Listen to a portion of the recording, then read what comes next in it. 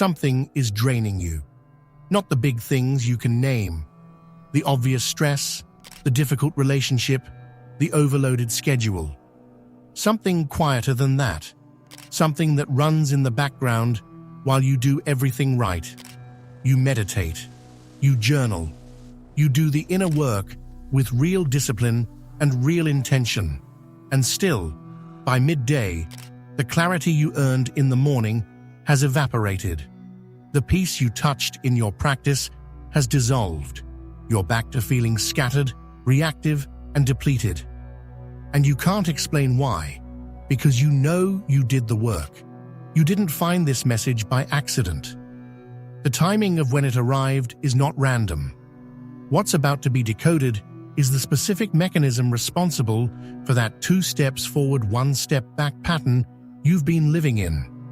Not a vague spiritual concept, not inspiration, a precise map of where your energy is actually going, and the exact actions that will stop the hemorrhage this week, not someday, not next month, this week. What gets decoded here moves through 5 chapters. First, the texture of what it feels like when your practice stops holding, that specific exhaustion that comes not from laziness, but from working hard in a container with holes. Second, the hidden law behind why unresolved things never stop costing you energy, even when you've mentally moved on. Third, a precise naming of each of the 3 leaks, the exact places where your built energy disappears before it can compound. Fourth, 3 specific actions, 1 per leak, completable in 7 days. And fifth, what becomes possible when the container finally seals, what the same practice you already have looks like when nothing is pulling from the bottom. Stay with this all the way through. Every chapter builds on the one before it, and the clearest signal comes at the end. There is a specific kind of exhaustion that only dedicated practitioners know. It is not the exhaustion of someone who hasn't tried. It is not the tiredness that comes from avoidance or distraction. It is something far more disorienting. The exhaustion of someone who has done everything right and still can't hold the altitude they reach in practice. You know this feeling. You wake before the noise of the day arrives, and you do the work. The meditation sits, the journaling moves, the inner excavation goes somewhere real. There is a moment, sometimes long, sometimes brief, where something settles, where the static quiets and a steadiness rises underneath the chatter. You feel it. The clarity is real. The peace is real. The sense of being calibrated and positioned and ready, that's real too. And then the day starts.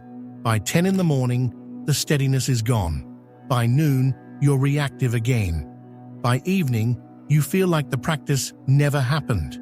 Not because you imagined it, not because you're doing it wrong, but because something is taking the energy as fast as it's being generated.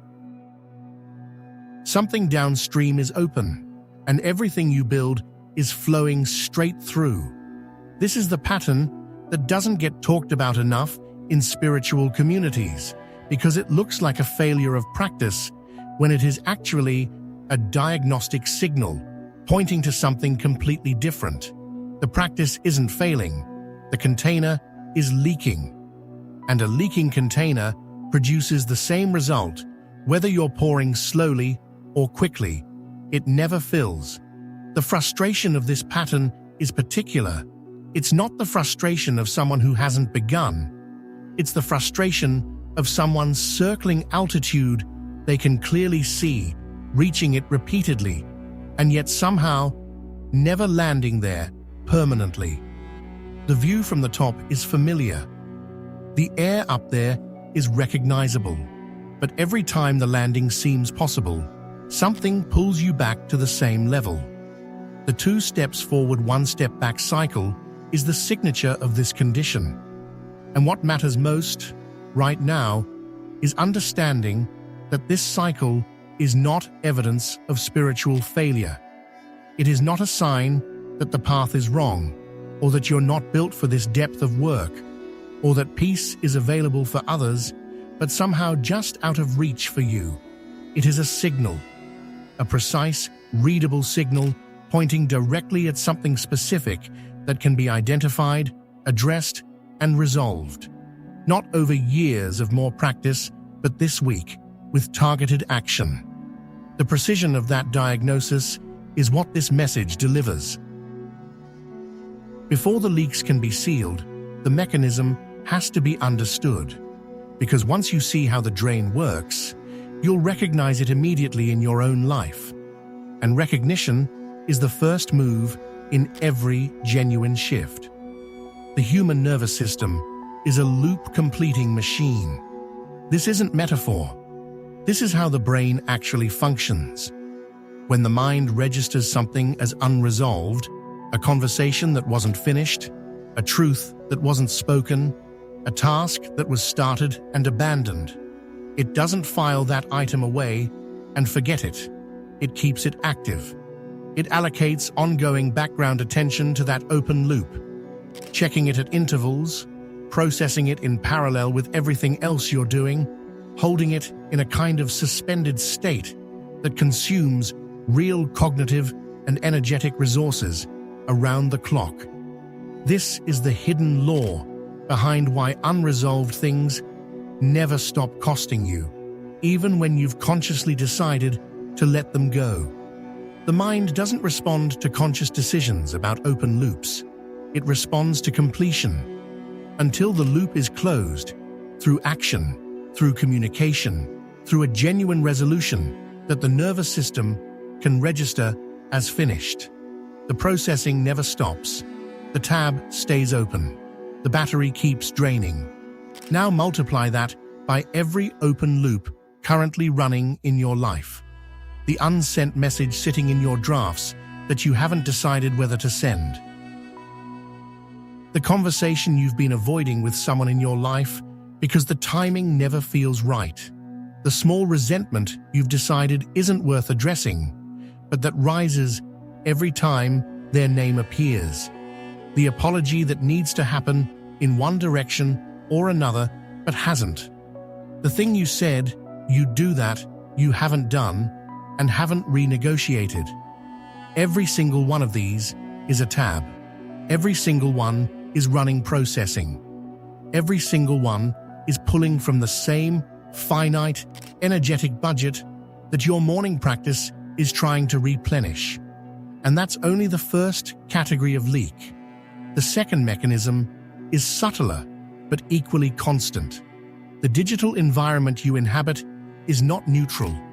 Every feed, every notification, every algorithmically curated scroll is designed with extraordinary precision and billions of dollars of engineering to move your nervous system into a specific state: reactive, comparative, vigilant, reaching. The apps in your phone know, down to the millisecond, how to recalibrate your attention away from sovereignty and toward engagement. And they work. Each time the phone is checked in the first hour of waking, the nervous system that took 30 minutes of practice to settle is reset. Each reactive scroll reorients the threat detection system toward the horizon of what's wrong, what's missing, who's ahead, what requires a response. This doesn't happen once. It happens dozens of times across a day, in small doses that don't feel significant individually but accumulate into a pattern where the nervous system never fully exits reactive mode, not even during practice, because the residue of the morning's first scroll is still processing. The third mechanism is the costliest of the three, and the least visible because it's the most personal. Every time you present a version of yourself that isn't true, every interaction where you perform an identity that doesn't match your actual frequency, you spend energy, significant energy. The gap between authentic self and performed self is not maintained for free. It requires active, ongoing expenditure to hold the distance. Every conversation where you modulate your real perspective to match what feels safe. Every context where you shrink the actual scope of what you know, what you see, what you carry. Every environment where the truest version of you would be too much, too strange, too specific. So you adjust, you manage, you translate yourself into something more digestible. This is not a moral failure. For most people moving at this frequency, the identity friction leak is the result of years of learning what was safe to show and what wasn't. It was a survival adaptation that made complete sense in the context where it developed. But it has a cost, and that cost is being paid every single day out of the same energy budget that practice is supposed to be building. The combined effect of these three mechanisms, open loops running background processing, digital environments constantly resetting the nervous system toward reactivity, and identity friction requiring sustained expenditure to maintain distance from authentic frequency, is a system that cannot hold a charge no matter how much is generated. The energy is real. The practice is real. The build is real. But the drain is faster than the fill. And until the leaks are identified and closed, the ceiling stays exactly where it is. If these signals are hitting your spirit, it's not by accident. Stay with this until the end. What comes next is the map. The first leak is the micro-conflict drain, and it has a specific texture that's immediately recognizable once it's named. Think of the last time someone said something to you. A comment, an assumption, a dismissal that you consciously decided wasn't worth addressing. Maybe you told yourself it was too small, or the timing wasn't right, or that bringing it up would only make things more complicated. So you let it pass, and on the surface, you moved on. The conversation continued. Life continued. The incident was filed under not worth the energy. But where did it actually go? It went into background processing. The nervous system registered an incomplete loop, something that wasn't resolved, wasn't named, wasn't addressed, and it kept it active, not loudly, not in a way that announces itself. Just quietly, persistently, the way a song you've heard once plays in the back of your mind for the rest of the day. The micro-conflict is running. It's spending your attention, and it has company, because it's never just one. It's the comment from 3 weeks ago that still rises when you think about that person. It's the message you drafted and then deleted because you couldn't find the right words. It's the conversation you've been meaning to have with someone in your family that gets postponed every time the opportunity appears. It's the boundary that was crossed and acknowledged internally, but never spoken aloud. It's the apology that was owed to you or by you that never arrived. Each one of these is small. Individually, they seem manageable, even negligible. Together, they create a constant low-grade attentional drain that operates beneath the threshold of conscious awareness, which is exactly why it's so difficult to locate and so expensive to maintain. The spiritual law at work here is the law of completion. The human nervous system does not distinguish between small, unresolved things and large ones when it comes to background processing. An unsent text can occupy the same category of incomplete loop as a major unfinished project. The weight differs, but the mechanism is the same. And the only thing the nervous system responds to is actual completion. Not the decision to not think about something, not the mental filing away, but a genuine close. This isn't a relational weakness. It isn't a sign that you're too sensitive or too affected by things that others seem to move past easily. It is the natural functioning of a nervous system that is paying close attention, that registers things at depth, that takes interactions seriously because it is built to operate at a level of awareness where nothing is truly background. The people who are least affected by micro-conflicts are usually the ones who are least attuned, who process at a shallower level where things genuinely don't register. That is not the architecture you're working with. And this architecture, managed correctly, is a profound capacity. But unmanaged, it is a drain.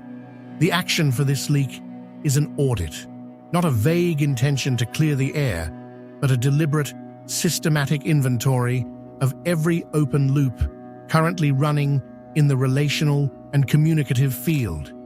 Every conversation that hasn't been finished, every message that hasn't been sent, every truth that hasn't been spoken, every resentment that hasn't been addressed, released through a genuine process or consciously and deliberately completed. Write them down, all of them. The full list without judgment about whether each item is significant enough to deserve a slot on the list. The nervous system doesn't use significance as a filter. Neither should this audit. Once the list exists, the action is simple. One completion per day. Not all of them at once. Not a single overwhelming confrontation marathon. One completion per day, moving through the queue with patience and consistency. A completion can look like many things. It can be a message sent, a conversation had, a boundary named, a resentment released through a deliberate process of writing, speaking, or ceremony that signals to the nervous system that the loop is genuinely closed. Some completions require another person. Some can be done alone. What matters is that each one generates a real close, something the nervous system can register as finished, not just deferred. By the end of 7 days, the queue will be significantly smaller. For some, it will be completely clear. And what happens energetically when background processing drops is not subtle. It is felt as a sudden availability of attention that has been tied up for so long it felt normal. Things that required effort will feel easier. Focus that was scattered will begin to consolidate. The practice that wasn't holding will start to hold, because one of the primary holes has been sealed. The second leak is the digital environment drain, and it requires a different kind of honesty. The phone in your pocket is not neutral. The apps you check each morning are not passive tools. The feed that refreshes itself while you sleep has been engineered at enormous expense and sophistication to recalibrate your nervous system in a specific direction, toward comparison, vigilance, reactivity, and longing. This is not conspiracy. This is the publicly stated function of the attention economy.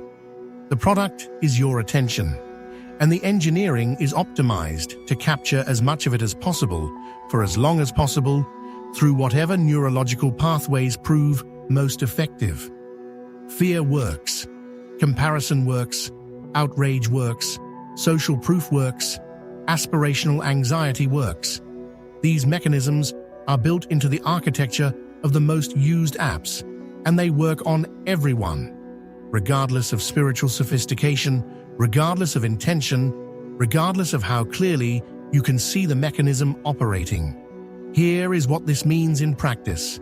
You wake up and you do your practice. The nervous system arrives at steadiness.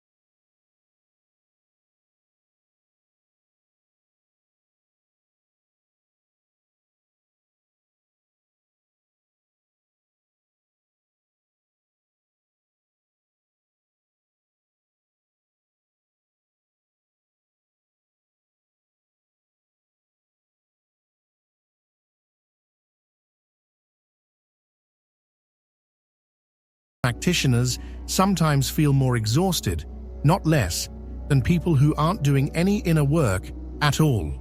This is not a character flaw. The management, the translation, the strategic withholding, these developed as intelligent responses to real environments that genuinely could not receive the full frequency.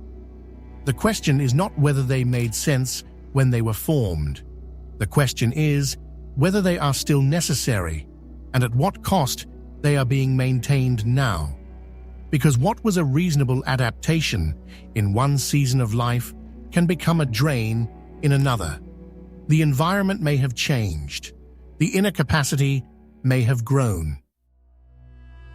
The same performance that once protected may now be costing more than it saves. The action for this leak is not full exposure. This is important to state clearly, because the mind will immediately leap to either extreme, either nothing changes or everything must be revealed at once. Neither is the instruction. The instruction is more precise and more sustainable. Identify the single largest gap between performed self and authentic self.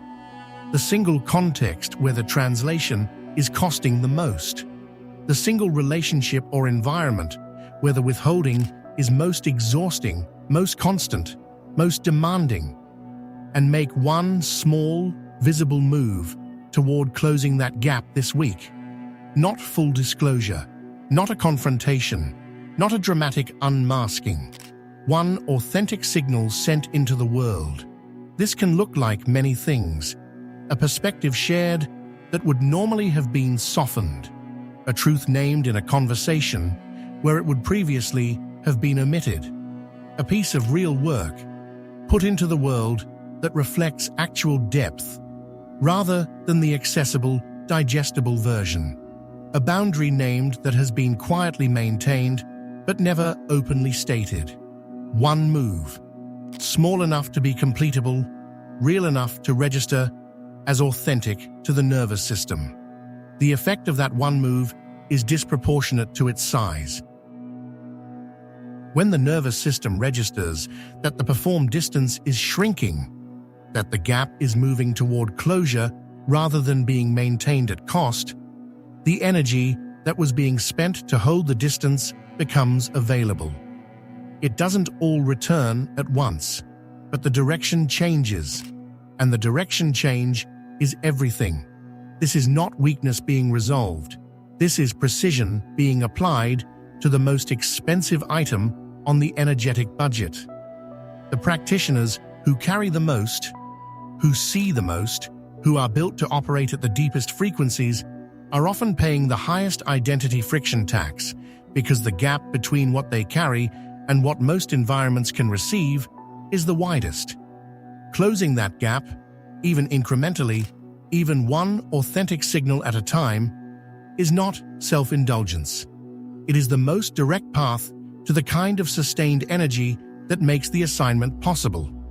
3 leaks, 3 specific, completable actions. 1 week. The micro-conflict audit clears the background processing load that has been consuming attention 24 hours a day. The digital environment reconstruction removes the mechanism that has been recalibrating the nervous system toward reactivity faster than practice can build towards sovereignty. The identity friction closure redirects the energy that has been sustaining the performance gap back into the authentic frequency where it compounds. None of these actions are complicated. What makes them uncommon is the willingness to treat them as structural, not incidental. To recognize that the exhaustion being felt is not the exhaustion of someone who hasn't worked hard enough, but of someone who has been working hard in a system with holes. The effort was never the problem. The container was. When these 3 actions are taken together, something unexpected happens. It doesn't happen slowly. It tends to happen with a quality of sudden availability, like a channel that has been partially blocked, suddenly running clear. The same practice that was producing flat results begins to produce returns that compound. The clarity from the morning lasts into the afternoon and then into the evening, because nothing is undoing it every 40 minutes. The energy built in meditation doesn't dissipate into background processing because the loops are closing. The frequency developed in the inner work is actually present in the life, recognizably, noticeably, sustainably, because the identity performing itself has moved closer to the identity doing the work. This is the distinction that changes everything. More practice is not what's needed. A better container for the practice already being done is what's needed. The work is already good. The effort is already real. The capacity is already present. The question is never been whether you have what's required. It's been where what you've been building has been going. This week answers that question with action. The audit begins today. The digital reconstruction begins today. The one authentic signal goes out today. Not because everything needs to be resolved at once, but because the direction changes when the first move is made. The nervous system registers each completion, each removed drain, each step toward authentic frequency as signal that the condition is changing. And from that registration, momentum builds. What you're stepping into on the other side of these three actions is not a more disciplined version of the current state. It is a genuinely different operational baseline. The practitioner who has sealed the container is not doing more than before. They are doing the same practice with fundamentally different results. The same morning meditation that used to produce fragile, temporary clarity now produces durable, compounding clarity. The same inner excavation that used to feel like 2 steps forward, 1 step back, now accumulates. The same capacity to see clearly, to feel deeply, to hold complexity, that capacity no longer hemorrhaging through open loops and digital resets and identity distance, begins to actually show up in the life. That is the shift available here. Not the promise of more effort producing better results.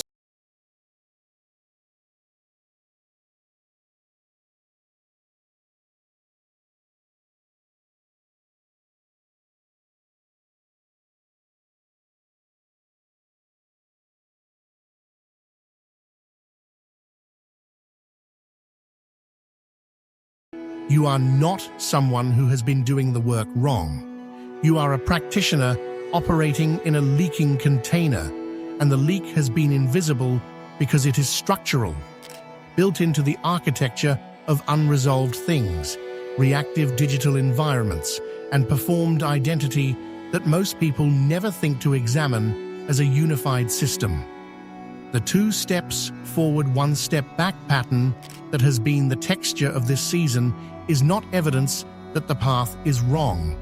It is the natural result of a system running with drag, energy generating and immediately draining, clarity building and immediately being recalibrated away, authentic frequency developing in practice and immediately being compressed back into performance in the life. The pattern has been completely logical given the conditions, and the conditions are about to change. When the micro-conflicts clear, the background processing load drops. When the digital environment is reconstructed, the nervous system stops being reset out of sovereignty dozens of times a day. When the identity gap begins to close, the energy that was sustaining the distance comes back into the field. These aren't 3 separate improvements. They are 3 aspects of a single structural change, sealing the container. And when the container seals, the same frequency you've been reaching in practice begins to appear in the life. Not occasionally, not for the first hour of the morning. Durably, recognizably. As a baseline that others can feel when they're in contact with you, that you can feel as a steadiness running underneath the ordinary activity of the day that makes the challenges of the timeline navigable in a way they weren't before. Not because the challenges have changed, but because the capacity to meet them is no longer being drained before it can be deployed. You are not someone who needs a different path. You are someone who needs a sealed container for the path already being walked. The practice is good. The capacity is real. The frequency is already present. What changes this week is that it finally has somewhere to land. That is the shift. That is what's available. And it begins with the first completion, the first removal, the first authentic signal. Today, not someday, not when everything else is in order. Today, because the direction changes the moment the first action is taken, and because the energy has already been waiting to compound. The container is being sealed. The frequency is returning to where it belongs. The timeline you were always meant to inhabit is not further away than it was. It's closer, because the drag is lifting, and the path forward is finally running clean.